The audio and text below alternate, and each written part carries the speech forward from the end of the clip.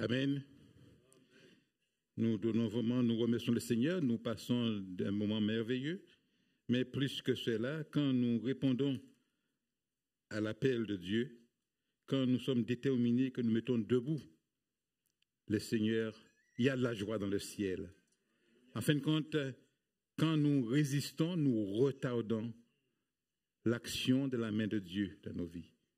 Pourquoi? Parce que nous réfléchissons un peu trop. Une fois, un vieux pasteur me disait, « Mais Libère, tu réfléchis trop. » Et il dit, « Oui, mais j'étais obligé de l'avouer. » Quelquefois, l'être humain, devant une simple chose, une simple parole de Dieu, se met à réfléchir tellement que le temps passe. On rentre chez soi et on se dit, allez, dimanche prochain. Mais Dieu n'agit pas que le dimanche. Hein? Dieu agit en tout temps. Et Dieu est présent là avec nous. Et il y a de la joie dans le ciel quand le peuple de Dieu se réjouisse. Amen. Alors, les dimanches passent, mais ça avait commencé avec la croissance spirituelle, la maturité spirituelle.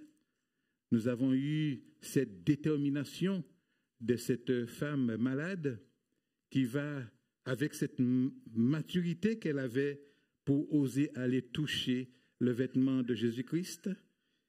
Et puis, je disais au pasteur qu'il y a ce passage de la Bible qui est là, mais je ne sais pas encore qu'est-ce que je peux extraire, j'attends.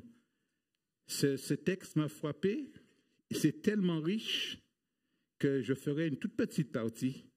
Il y aura pour tous les prédicateurs de l'Église essentielle dans ce seul chapitre et ça on finira pas.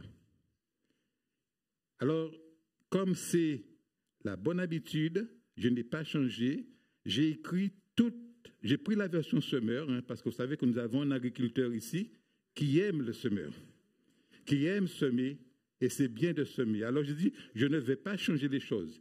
Mais on ne vient pas prêcher, alors j'ai mis ma Bible ici, mais c'est un vieux second. Alors, je ne vais pas l'ouvrir, parce que j'ai écrit, mais un prédicateur qui vient sans sa Bible, c'est pas bon tout cela. Alors je l'ai pris, je l'ai mis là, donc vous le voyez, mais sur ma feuille, j'ai écrit tous les versets. J'ai pris mon temps, j'ai écrit tous les versets du semeur, donc vous n'aurez pas de changement et notre agriculteur ne va pas être dépaysé parce qu'il est heureux comme ça. Déjà, on lui a déjà donné le Romains 8, on lui donne aujourd'hui le semeur et on le fera parce qu'autant qu'on peut faire plaisir à un frère, tant ça ne nous coûte rien du tout. Faisons-le. Oui. Alors, le chapitre 26, donc vous savez, ma sœur, c'est dans la version de semeur, avec le livre de Matthieu, au chapitre 26, et à partir du verset 36. Je vais lire, hein, parce que c'est bien de lire la parole de Dieu, et que vous puissiez l'entendre, que vous puissiez vraiment laisser cette parole impacter vos cœurs, et puis que vous puissiez dire, Seigneur, c'est pour moi, je veux vivre cette parole.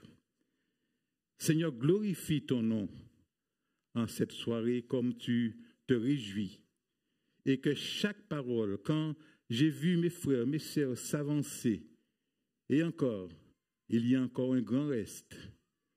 Je crois que tu ne te trompes pas et tes serviteurs ne se trompent pas comme cela. Quand tu fais un appel et que nous sommes debout, toi tu es là et tu as déjà prévu et tu es là pour donner la réponse. Quand il s'agit de maladie, nous ne proclamons pas la maladie, mais nous proclamons la guérison. Quand il y a vraiment des problèmes divers, nous ne sommes là pas pour nous lamenter sur les problèmes, mais tout simplement proclamer le succès en Jésus-Christ.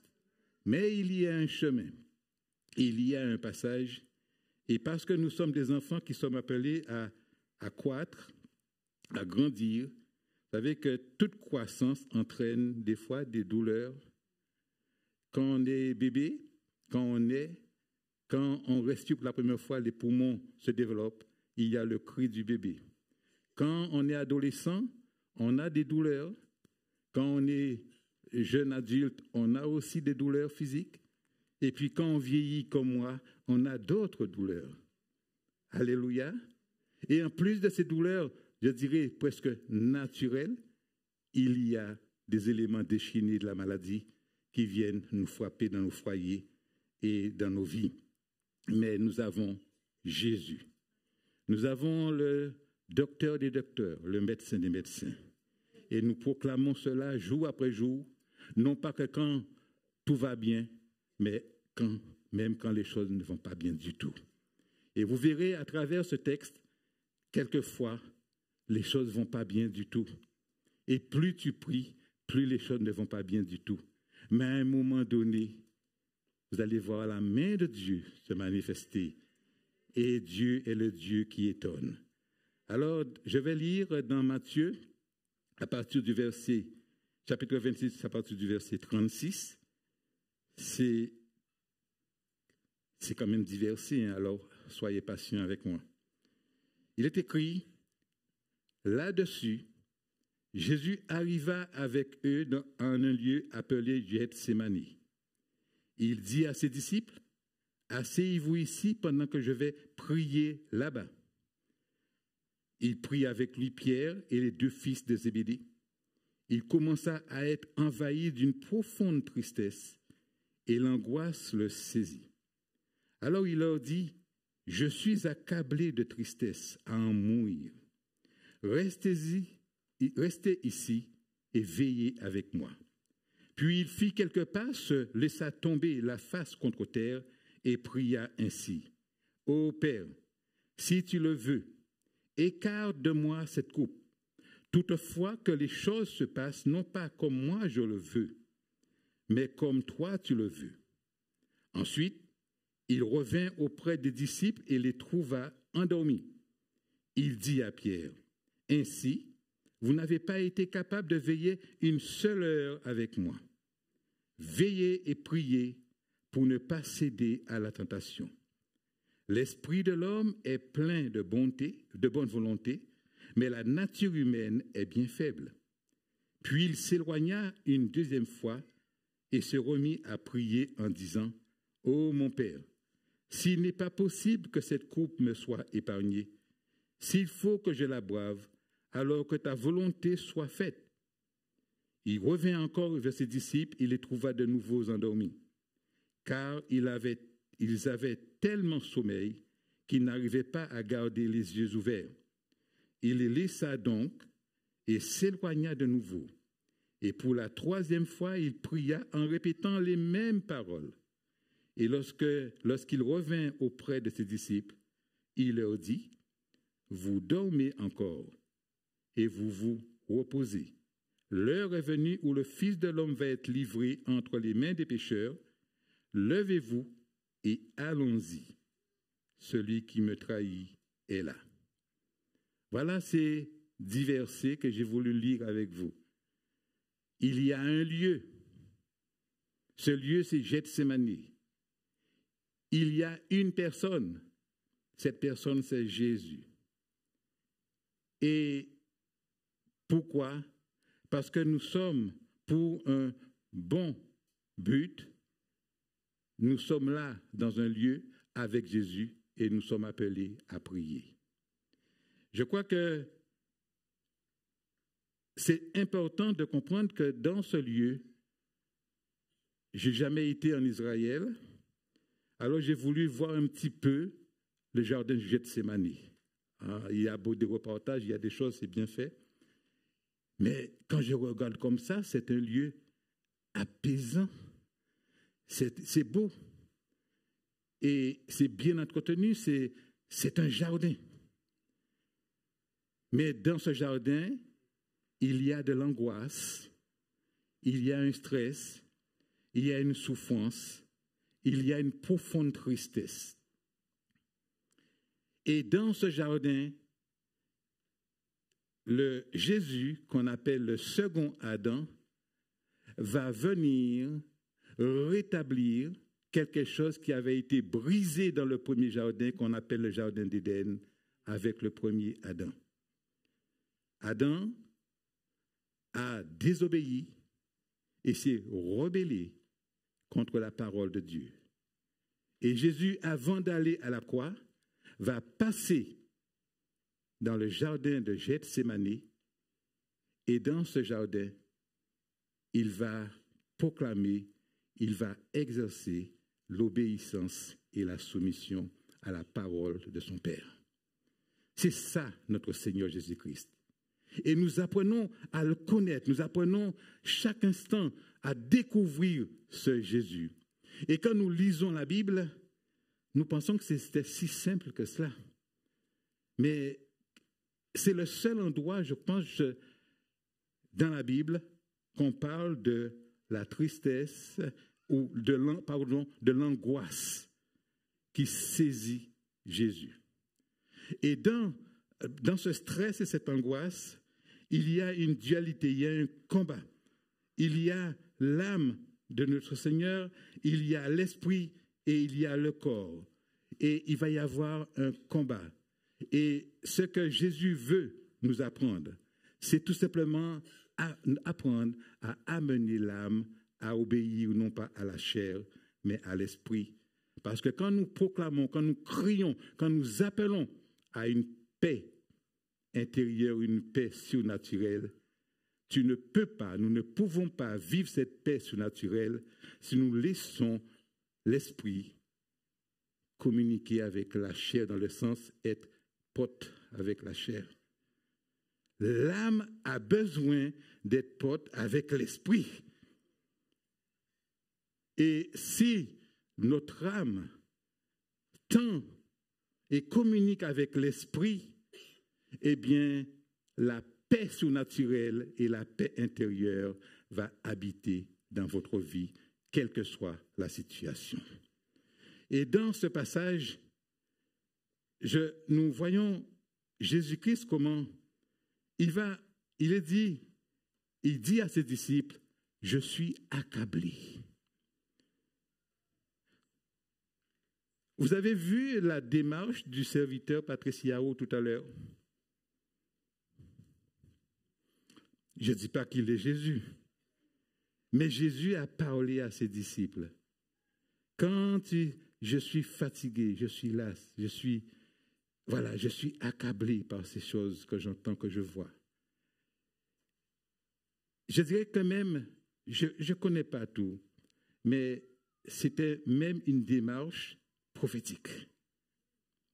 Pour vous dire ce que Jésus ressent pour toi, pour ton foyer, pour ta situation, pour ton mari, pour tes enfants, là où tu es. Mais Jésus est homme et Dieu. Et le Seigneur ne veut pas venir là et nous écraser, mais on parle de là de Gethsémani. Gethsémani veut dire pressoir, le pressoir. Vous savez, il y avait des oliviers, c'est le mont des oliviers. Là, il y a des olives. Et quand il y a un pressoir, c'est pour écraser les olives, pour faire de l'huile. L'écrasement est écrasé dans un lieu donné. Je vous parle avec passion. Je vous parle avec ce que j'ai ressenti au fond de mon cœur. Quand tu es écrasé, quand tu te sens broyé, quand tu te sens vraiment dans ce pressoir et que tu ne sais plus quoi faire et tu sais que tu dois passer par là. Je disais à des amis qu'on prie en présentiel en maison, je disais, trop souvent nous avons fui. Trop souvent, quand le pressoir se met en route, nous fuyons. Nous refusons ce Gethsémani. Mais combien de fois nous devons passer par Gethsémani? Plusieurs fois dans notre vie. plusieurs fois dans notre vie sur cette terre, nous aurons des Gethsémané. Petits Gethsémané, mais d'être plus grands Gethsémané. Mais nous aurons. Et il est important, et je vous le dis, c'est pas facile. C'est vraiment très difficile. Mais ne refusez pas ce Gethsémané. Parce que l'olive, sa destinée, c'est produire l'huile. Il y a, et ce n'est pas le but du message, mais quand on fait l'huile d'olive, la première huile, c'est l'huile pour servir au temple. La deuxième huile, c'est pour soigner. Et la troisième, c'est pour l'alimentation. Et c'est le but, l'olive, c'est cela. Tu plantes des olives, c'est pour faire cela. Dieu est un agriculteur. Il nous a plantés. Et nous devons produire ce fruit par sa grâce. Ce fruit, parce que nous sommes les sarments. Et les fruits sont là. Mais quelquefois, nous devons être émondés, qu'on produise ou qu'on ne produise pas, pour pouvoir être encore un plus bel arbre. Je voudrais vous dire, et là vous me regardez avec attention, merci, mais je voudrais que ces paroles puissent aller impacter vos cœurs. Parce que nous sommes ballottés dans ce monde. Ce n'est pas que j'ai peur, mais quelquefois j'éprouve de l'inquiétude. J'en ai l'occasion de partager rapidement avec un des serviteurs. Mais, vous savez, je viens de passer par une situation pas facile. Et il a fallu que je puisse, avec mon épouse, j'ai prié à un moment donné pour la guérison. J'ai prié pour la guérison. Parce que c'est ça que la Bible dit. Ce qui est écrit est écrit. Et puisqu'il est écrit, je le veux. Et à un moment donné, Dieu m'a complètement, comme on dit, fermé ses fenêtres, non pas de la guérison, mais de changer la prière. Alors, je dis à mon épouse, eh bien, on va partir, parce que j'avais beaucoup d'examens à faire, mais je n'ai pas voulu faire des examens, sinon le premier. Et le premier montrait qu'il y avait quand même une probabilité, forte probabilité, d'avoir un cancer du poumon.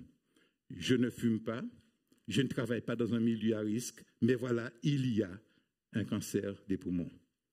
Alors j'ai dit, j'ai tout travaillé pendant 40 ans en milieu hospitalier, donc le médecin me dit, tu étais au courant? Tu étais au clair là-dessus? Je ne proclame pas de maladie sur ma vie. Je proclame la guérison. Et nous sommes partis dans les îles et pendant le mois que nous sommes partis, Dieu, alors ne dites pas que le frère Libert a dit qu'il faut le faire. C'est ça qu'il y avait sous notre cœur à ce moment-là. Alors tous les soirs à 19h, on était là, on priait, on ne demandait pas la guérison. On célébrait, on prenait un morceau de pain, on prenait un peu de jus de raisin et on faisait la Sainte Seine. Et on l'a fait pendant 19 jours. Ce n'est pas Dieu qui m'a dit de faire pendant 19 jours. Et le 20e jour, on n'avait plus ni mon épouse ni moi-même dans notre planning de le faire. Et le 20e jour, on est parti, on a été voir une personne âgée. C'était ma belle-mère. Et on a célébré la Sainte Seine avec elle. Il y avait de la joie dans son cœur. Parce que les personnes âgées, on les oublie rapidement. Et Dieu nous avait mis sous le cœur d'aller. Et le dimanche, au lieu d'aller à l'église, on a été avec elle. Et on a prié. On a chanté. Mon épouse a joué le rôle de louangiste. Moi, le rôle de pasteur, et elle, l'assemblée. Mais ensemble, on était un en Jésus-Christ.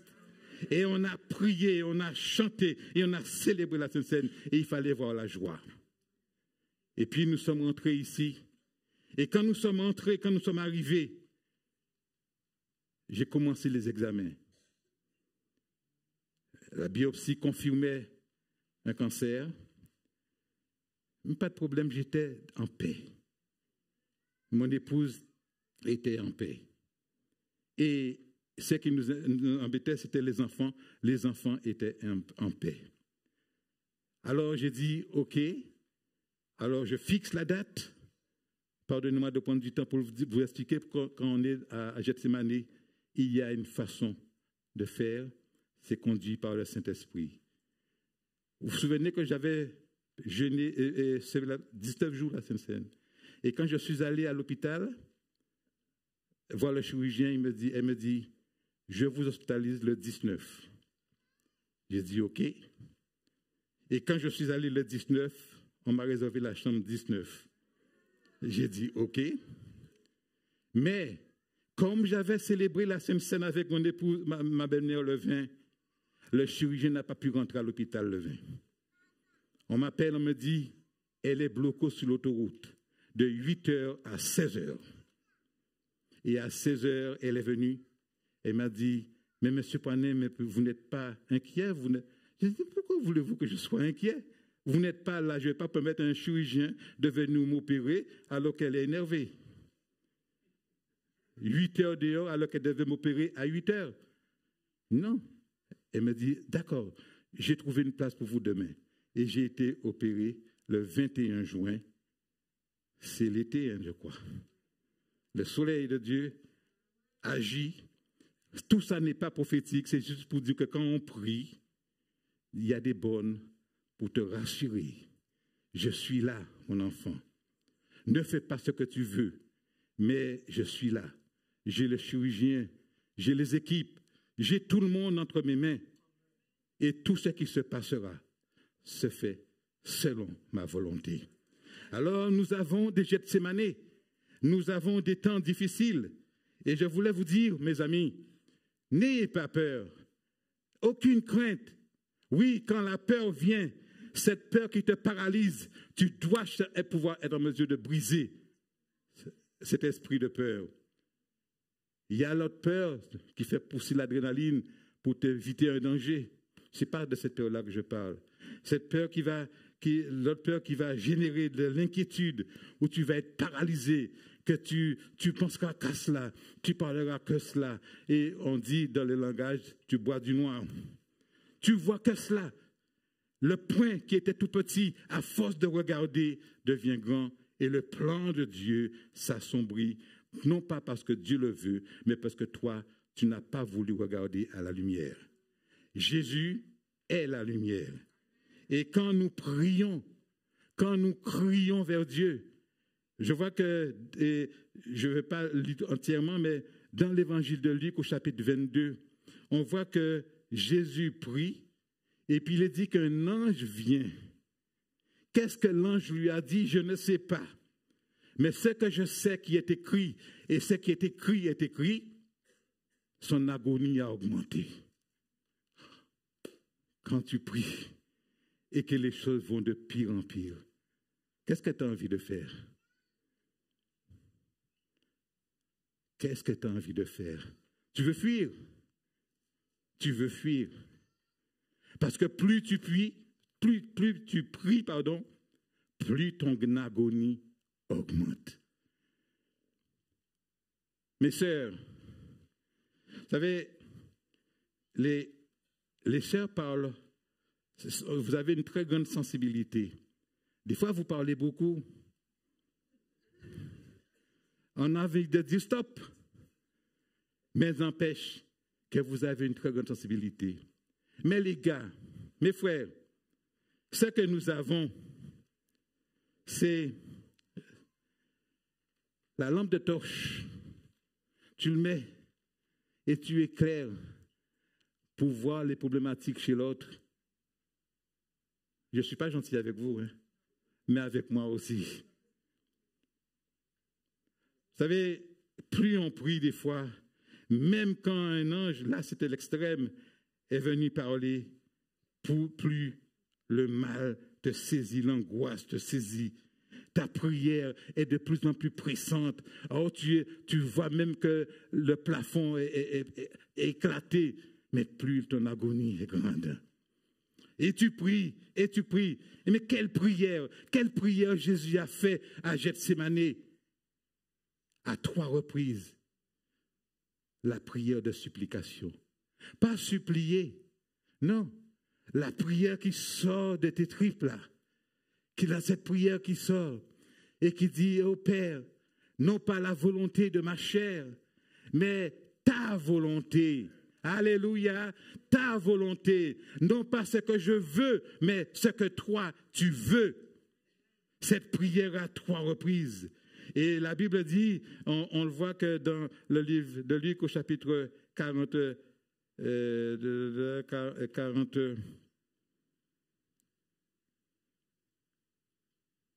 voilà, 45, 44, on dit que sa sueur devint comme des gouttes de sang qui tombaient à terre. Vous savez, c'est un moment particulièrement terrible. Il y a un terme médical pour cela. Mon frère n'est pas là. Il s'appelle l'hématidose, où la sueur et le sang sortent par les pores et tombent là. Et c'était la première fois que Jésus allait verser son sang pour nous à Gethsémani. Il y a plusieurs d'autres moments qu'il l'a fait. Mais là, par cette façon, vous savez, c'est une maladie aujourd'hui. Il y a une personne qui l'a. C'est une jeune fille italienne de 21 ans. Aujourd'hui, quand le stress est fort, quand l'angoisse est forte, eh bien, elle transpire et la sueur coule comme du sang sur son visage. L'hématidose. Jésus a souffert pour toi et son sang a été versé à Gethsémani pour toi et pour moi. Pourquoi? Parce qu'il y avait un combat. Il y avait un combat de l'âme. Et l'âme devait choisir. L'âme devait faire un choix. Et ton âme, dans la situation où tu es, doit faire un choix. Le lieu du choix, ton Gethsémani. Tu dois choisir. Non pas pour le salut, tu as déjà accepté Jésus-Christ. Mais sous ton parcours de maturité spirituelle, il y a des combats terribles. Il y a des moments que personne ne peut te comprendre. Mais Jésus te dit, je t'ai compris et je t'ai fait savoir que même avant que tu viennes au monde, à travers ce que j'ai vécu à Gethsémani, sache que je l'ai vécu pour toi, afin que tu puisses savoir que jamais je ne t'abandonnerai, jamais je ne te délaisserai, jamais tu ne seras seul. Non, on le chante, jamais tout seul, car Jésus, mon sauveur, est là. Jésus, mon sauveur, m'accompagne. Et même quand tu es comprimé, quand tu es tassé, quand tu as cette pression, quand il y a l'écrasement, quand tu ne peux plus rien faire, il y a encore quelque chose qui va être fait, c'est-à-dire que tu passes et que tu remportes la victoire sous ton Gethsémani. Qu'est-ce que Jésus veut? Jésus veut que tu aies une mentalité de vainqueur. Quand nous sommes à Gethsémani, vous savez, je suis le doyen. Et donc, je regardais le dessin animé Calimero. Vous n'avez pas connu ça, vous, hein? La petite poussin, la coquille, là. Calimero. Quand en Gethsémani, ne fais pas le Calimero. Quand tu es à Gethsémani, il faut que tu puisses avoir une mentalité de vainqueur. À Gethsémani, tu peux mourir, mais tu as l'assurance du salut en Jésus-Christ. Mais tu n'es pas conduit à Gethsémane pour mourir. Tu dois traverser Gethsémane. Tu dois aller encore plus loin. Car à Gethsémane, tu n'as jamais pris une bonne décision peut-être, si ce n'est un jour monter ici et témoigner que par le baptême, tu acceptes Jésus-Christ comme sauveur personnel. Oui, ça, tu l'as fait. Tu as été accompagné soit par papa, maman, soit par les pasteurs, soit par les anciens, soit par la sœur. Et tu as été convaincu et que tu as donné à Jésus. Mais maintenant, tu as donné ta vie à Jésus. Maintenant, Jésus te conduit à Gethsémane. Là où tout se décide. Là où il fait nuit. Oh, il fait nuit. Il fait nuit à Gethsémane. Vous aimez la nuit? Quand il n'y a pas de lumière, il n'y a rien du tout.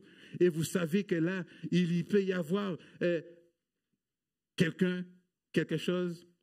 Vous savez qu'aujourd'hui, il y a pas de, les rues ne sont plus éclairées. Et puis on dit, il y a les voleurs. Il y a les hommes dans la rue. Et puis la crainte envahisse les habitants de la rue ou du village. Mais il fait nuit. Et Jésus est là.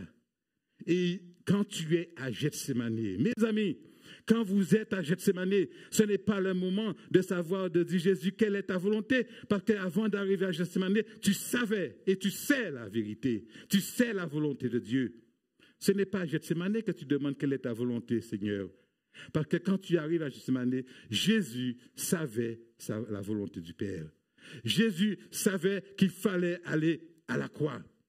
Il ne va pas dire, Seigneur, Père, quelle est ta volonté? Parce qu'il le savait déjà. Et quand Jésus t'emmène à Gethsémane, tu sais déjà quelle est la volonté de Dieu pour toi. Alors ne tournez pas autour du pot. Ne cherchez pas à gagner du temps. Tu en perds davantage. Ne demandez pas à Dieu quelle est sa volonté. Tu le sais parce que tu es en plein là dans le feu. Ne cherchez pas des pompiers. Il n'y a pas de pompiers. Jésus ne va pas éteindre le feu pour toi. Dieu ne va pas éteindre le feu pour toi. L'ange n'a pas éteint le feu pour Jésus. Tu connais la vérité. Tu connais la volonté de Dieu. Tu sais où tu dois y aller. Tu sais pourquoi tu es appelé. Alors, le serviteur va dire, oh, j'en ai assez, j'abandonne. Je parle en tant que serviteur, les pasteurs. Je parle en tant que serviteur, les anciens. Je parle en tant que serviteur, tous les autres ministères. Je parle en tant que serviteur et servante, vous et moi. J'abandonne. Il vous est arrivé de dire j'abandonne? Non, hein? T'envie, plus qu'envie. J'abandonne, Seigneur. Une fois, j'ai dit ça à Dieu. J'ai dit, j'en peux plus. J'abandonne. Et puis, je vais à l'église, je dis, tu continueras ta route. Il n'a pas compris. Ben si, il a compris. Mais ce n'est pas parce que quand tu es à Gethsémane que tu veux abandonner. Ce n'est pas à Gethsémane que tu vas chercher le chemin de fuir pour fuir parce que la porte est fermée derrière toi. Il n'y a qu'une porte qui est ouverte devant toi. Dieu n'a pas fait des enfants, des hommes et des femmes pour être des écrevisses. Nous devons aller de l'avant, toujours de l'avant, marcher, courir, chercher de l'avant au nom de Jésus, parce que Jésus nous a fixé sous notre plan de travail un objectif à atteindre. Eh oui, je vais accélérer. J'ai beaucoup de choses à dire, hein, mais bon, je vais accélérer parce que j'ai voulu quand même vous dire que quand on est dans le pressoir, c'est bien qu'il y ait des pasteurs, des apôtres, des évangélistes, tout, mais quand tu es dans le pressoir, c'est personne. C'est pas le mari, c'est pas l'épouse. Quand tu es dans le pressoir, tu es dans le pressoir. Chaque olive pour sa poire. Vous êtes d'accord? C'est vrai que c'est bien quand on est là à parler, on voit l'auditoire attentif. Mais ne le faites pas pour moi, hein, ni quel que soit le water. Dites, au moment où j'entends la parole, je laisse la parole impacter mon cœur. Votre miracle, c'est maintenant. Votre miracle, c'est pas demain. C'est à l'instant là, l'instant T. Et quand on est à Gethsémani, eh bien, c'est quoi un miracle en fin de compte? C'est rendre possible l'impossible. Mais si toi et moi nous refusons, nous fuyons devant l'impossibilité, comment nous pourrons connaître et comprendre et expérimenter le possible? C'est bien beau d'écrire, c'est possible. Ou même la croix qui coupe l'impossible pour rendre possible. Ça, c'est beau tout ça. Mais est-ce que c'est une réalité? Est-ce qu'à ton Gethsémani, là, tu es prêt à dire, OK, pour voir le possible, non pas que j'accepte l'impossible, mais je ne fuis pas l'impossible. Parce que c'est vrai, le schéma montre la croix qui coupe, qui enlève l'impossibilité pour donner le possible. Mais, mes amis, tout est possible. À qui? À celui qui croit. Et quand nous sommes dans des situations pas confortables, la chair dit, je ne veux pas y aller. Parce que la chair aime le confort. Et quand tu es dans des situations terribles, vraiment, Dieu dit, inconfortables, la chair dit, a dit à son pote âme, tu viens avec moi, je ne veux pas être seul. Mais quand tu es enfant de Dieu, et quand tu es à Gethsémani, non, ne laisse pas la chair conduire ta vie. Il n'est pas bon. Elle est utile aujourd'hui pour nous, parce que c'est la chair, parce que nous sommes de chair. Mais pour vraiment avoir l'assurance que nous serons dans l'allégresse et dans la joie et chantant la gloire de Dieu, quand Jésus-Christ apparaîtra, ne laissez jamais la chair dominer ton âme. Mais dites à ton âme, mon âme, bénis l'Éternel. Cette chanson, c'est quoi? Qu'est-ce qu'il dit? Si mon petit-fils était là, il aurait chanté, oh mon âme, bénis l'Éternel. Oh mon âme, bénis l'Éternel. Oh mon âme, bénis l'Éternel. Et quand ton âme dit bénis l'Éternel, eh bien ça veut dire que ton âme a choisi l'esprit. Et quand ton âme a choisi l'esprit, ton âme a choisi de vivre la paix surnaturelle. Alléluia. Alléluia. Ton âme a choisi. Parce que de base, l'âme, elle est neutre. Mais à un moment donné, à Gethsémani, ton âme qui est triste doit choisir et va faire un choix, le choix de se soumettre à la volonté de Dieu. Ton âme ne va pas faire la volonté de s'éloigner. Parce que Adam et Ève se sont éloignés dans le jardin d'Éden. Mais Jésus est venu nous approcher en ce qu'il a fait, nous permettre de nous approcher de Dieu en nous soumettant à sa volonté. Alléluia. Jésus luttait non pas contre une force visible, mais Jésus luttait contre la pensée humaine. La pensée.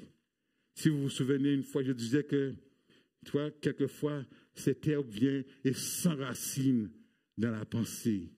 Et tu es appelé à tout simplement te débarrasser de cette pensée. Et comment? Eh bien, parce que tu connais la volonté de Dieu, tu dois pouvoir en un instant dire, Seigneur, j'abandonne tout entre tes mains et je veux mettre fin à cette oppression. Alors, comment vous voulez mettre fin à cette oppression? En faisant taire tes pensées mauvaises. Oh, si tu veux faire taire cette oppression, ce n'est pas chasser le démon, ce n'est pas chasser X ou Y, c'est simplement dire à tes pensées mauvaises, les pensées de Dieu sont au-dessus de mes pensées. Et que, mes amis, on peut prier longtemps. Mais si, après avoir prié, tu retournes à ta place et chez toi, en gardant les mêmes pensées, on se reverra dimanche prochain. Et oui, on se reverra. Parce que Jésus avait qu'une seule arme pour vaincre ses pensées mauvaises, qu'il poussait à dire, Seigneur, si tu veux éloigner de moi, toutefois, l'Esprit reprend le dessus, non pas ma volonté, mais ta volonté. Et il avait qu'une arme, c'est tout simplement se soumettre à la volonté de Dieu par la puissance de la confession. On en a parlé tout à l'heure. Je ne sais pas si c'est le pasteur Eddy qui en parlait ou dans les chants, par la parole. La parole. Tu confesses par la parole de Dieu dans ta vie. Et là, tu verras que tout ce qui est autour de toi, toutes les forces autour de toi ne vont plus te pousser à te soumettre. Mais la Bible dit, et Jésus est dans l'évangile de Jacques, soumettez-vous donc à Dieu, résistez au diable et il fuira loin de vous. Soumettez-vous à Dieu. La seule réponse de Jésus pour pouvoir vaincre l'oppression, c'est se soumettre à la volonté de Dieu. Amen. Alors nous sommes appelés à confesser de notre bouche à travers une prière fervente, une prière de supplication. Et Jésus va le faire à 3 reprises à Gethsémani. Il fit 3 fois la même confession dans cette prière, dans cette prière jusqu'à obtenir la victoire. Nous sommes appelés à confesser de notre bouche la parole de Dieu sur nos vies, afin que nous puissions, en tant qu'enfants de Dieu, se lever et marcher dans la victoire. Oui, confesser la volonté de Dieu.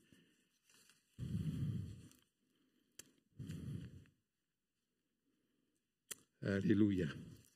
Je voudrais tout simplement, je ne vais pas conclure, mais vous dire que là, nous sommes arrivés à un moment particulier. Pour nous, dans cette assemblée, il est 18h30, mais vous avez retenu certainement l'essentiel. Il faut savoir que nous ne sommes pas appelés à toujours nous lamenter dans la prière, nous faire des prières de perdants, mais même quand l'agonie est encore plus intense, nous sommes appelés à prier avec instance, jusqu'à ce que ton âme se soumette. Et quand ton âme va se soumettre à Dieu, eh bien, il ne réclamera plus une aide physique, mais une aide spirituelle. Alors, quand vous serez à Gethsémani dans votre combat intérieur, Dieu parlera à votre esprit qui habite là, et son esprit qui habite aussi en nous par la méditation de la parole. Lire la parole de Dieu, méditer la parole. Oh oui, Dieu parlera par son esprit en nous, par des prédications. Dieu parlera par son esprit en nous, par des songes, par des prophéties. Sachez une chose, Dieu parlera toujours à ses enfants, mais la délivrance ne viendra pas tout simplement parce que vous avez reçu quelque chose, mais Dieu te dit, soumets-toi. Et c'est quand tu vas te soumettre que ton âme va être libérée. Soumets-toi. Je ne vais pas vous en parler, mais j'ai eu l'occasion, mes yeux se sont ouverts à un moment particulier où je disais au pasteur Yao, je crois que je délirais. Il me dit non. Parce que ce que j'étais en train de dire, je l'ai dit à ma famille. Et je les ai dit de David jusqu'au petit. J'ai vu tout le monde passer. J'ai vu mes jeunes ados dans la famille. Je sais, je connais, je vois. Mais Dieu ne m'a pas dit de le dire. Simplement de prier. avec instance. Vous savez, les ados, nos jeunes, ils pensent toujours tromper les adultes. Toujours. Ils vont jusqu'à créer des doubles dans les applications de communication. Des faux et des vrais. Dans les vrais, il y a l'angélique, les belles images. Et dans le faux, il y a tout ce qui n'est pas digne d'être enfant de Dieu. Alors comment tu dois faire si je devais m'atteler à cela? C'est créer un faux aussi. Un faux vers un faux. Et je verrai ce que tu fais.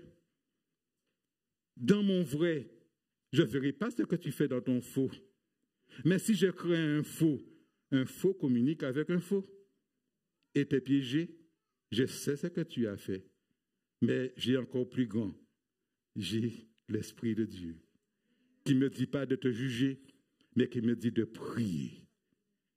Vous savez que tout à l'heure, le frère a dit à plusieurs reprises à lancer des appels. On va voir des miracles dans ce lieu. On va voir des hommes ramper par terre. On va voir des pères de famille venir ici, là. Parce que l'Esprit de Dieu, dans la croissance de la maturité spirituelle, a commencé d'agir. Vous serez étonnés, mais papa, n'aie pas honte. C'est pour le salut de ta vie, le salut de ton foyer et le salut pour ton ménage. Je conclus en vous disant que simplement, au milieu de vous, au milieu de nous, là, il y a des choses qui... Non, il ne faut pas vraiment, il faut pas rester comme cela, mes amis. Il faut tout simplement... Il y a des prières que vous faites, que je fais, que nous faisons. S'il te plaît, Seigneur, éloigne ces coupes de moi. S'il te plaît, Seigneur, fais-moi quitter cet environnement. S'il te plaît, Seigneur, change-moi d'église. S'il te plaît, Seigneur, permets-moi de divorcer. Ça ne sera jamais exaucé. Hein? S'il te plaît, Seigneur, permets-moi de m'isoler. S'il te plaît, Seigneur, permets-moi de faire marche arrière. Ah, s'il te plaît, Seigneur, permets-moi de démissionner là où je travaille. Seigneur, s'il te plaît, permets-moi de fuir mes responsabilités. Seigneur, s'il te plaît, crée en moi une porte de sortie. Il n'y en aura pas de porte de sortie parce que tu es à Gethsémane et tu dois aller jusqu'au bout parce que tu connais la volonté de Dieu pour toi et pour ta famille et pour ta vie. Voici toutes ces prières qui ne seront pas exaucées. Alors, à partir de ce soir, si vous avez retenu ces prières-là, le s'il te plaît, ne le faites plus. Mais soumettez-vous à Dieu et confessez de votre bouche sur votre vie, dans votre situation. Et le Seigneur dira, vous entendrez, hein, gloire au Père, au Fils et au Saint-Esprit.